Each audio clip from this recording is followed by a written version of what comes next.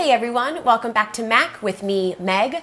When I heard about the Dear Me campaign, YouTube is asking women to do a video where they're speaking to themselves 15 years ago, I just had to do one. I just have a lot to say to myself 15 years ago, and I have a lot to say to you, wonderful, sweet, beautiful, strong, smart young women out there who are looking for just a little bit of guidance or validation or advice from someone like myself who just has a few years more life experience than you do. It's a little bit harder for young girls to have that genuine self-worth where they feel like they're worthy just by existing. I think I felt when I was younger that I had to be helping everyone, or I had to be the shoulder for everyone to cry on in order to be worthy of something, or I had to be really skinny or really pretty, or I don't know, a list of things that seemed to me like what society wanted me to be, and I thought I had to be those things to be worthy, and that is not true.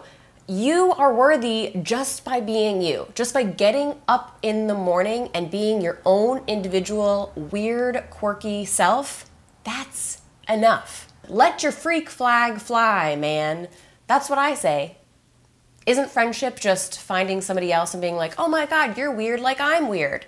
So if we're not giving into our uniqueness and our weirdness, then we're gonna miss out on some really genuine, awesome connections with people, with friends, with animals.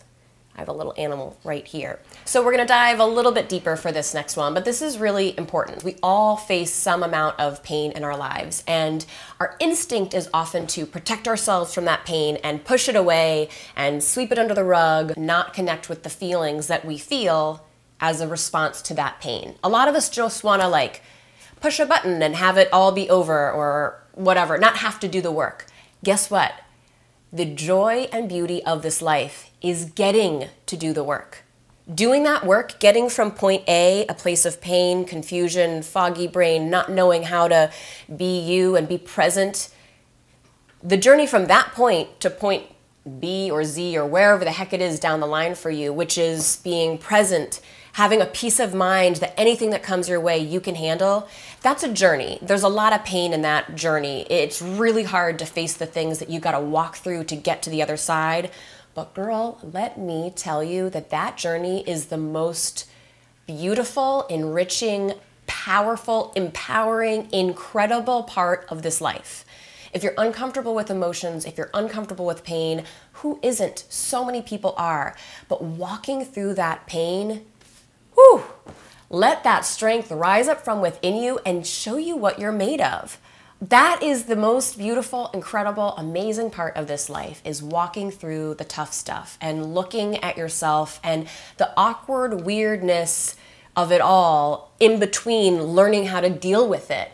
That's tough, it's weird, and you feel a little bit like Bambi who's trying to learn how to walk, but people are forgiving. So forgive yourself. Let yourself do what you gotta do to comfort yourself during that time. Be safe. Try not to numb yourself in alcohol and drugs, or, let's be honest, sex and relationships that don't really mean much to you. Try really, really, really hard during that time to just have the strength and peace of mind to take a deep breath, know that you are strong enough to handle it. Because let me tell you, when you get to the other side, that's when life is glorious and beautiful and amazing. And now that I'm on the other side, I like swim in gratitude. It doesn't mean that the circumstances of my life are so great and perfect. Absolutely not. There's a lot of stuff that's really hard. Parents get sick, dogs age, dear friends go through tragedies. I'm facing more challenges in my personal life now than maybe I was even a few years ago. But they don't seem so dark and so difficult because I have a peace of mind that I know I will be able to handle them. And when I feel like I can't, I have really strong relationships that I can connect with that will carry me through. So life is not easy. We can never control the circumstances that are laid out in front of us. But what we can do is we can take the time to connect with ourselves, nurture our relationship with ourselves and our core dear friends who know us really well. And we can find the strength to walk through anything. We can find the ability to find something fun or funny or joyful about any experience. There's so many other things I would like to say to my teenage self, like, don't worry about your weight or makeup or that perfect outfit or that boy. The beauty is really within you. When you're a teenager, you're in your 20s, you have youth, you're young, you're vibrant. If you can just find a little bit of confidence and self-love, man, you are sexy, you are beautiful, you are gorgeous. All that comes with self-love, I swear. I know this might sound a little like Oprah-esque right now, but sister knows what she's talking about. And I don't call her sister because she's black. I call her sister because she's a woman and I'm a woman. And as women, we are sisters. We have to support each other and have each other's backs. We have enough negativity and judgment coming from all kinds of other places, so let's support each other. I'm gonna take a page from the book of Amy Poehler, who in the book Yes Please said, if she sees a woman doing something really different than the way she does it, she says, good for her, not for me. Don't need to judge her. There are enough people judging her. Good for her, not for me. That's cool. Lastly, I just want to take a minute to celebrate the word feminism. It's a movement that basically just says, let's as women support each other. Let's educate ourselves so that we know what's going on with our rights. Let's make sure that the men who are in Congress and Senate who are making choices about our reproductive rights, let's make sure we know what they're doing. Let's make sure that we hold them accountable. Let's make sure that our rights stay where they are and are not slowly stripped away. That's not acceptable. That's not okay. One of the most beautiful aspects of feminism is that it sort of communicates this message that there's no right way to be a woman. I love that. It's so freeing. The way that you are being a woman is the exact right way for you. That's freaking great.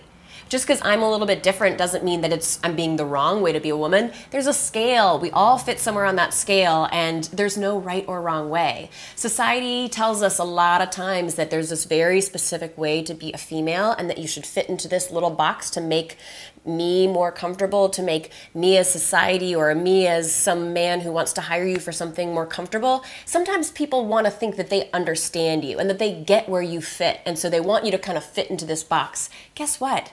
We are so different. We're all individual. There is no right way to be a woman. Feminism is a movement that celebrates that and empowers us to really just be ourselves. So that's pretty awesome if you ask me.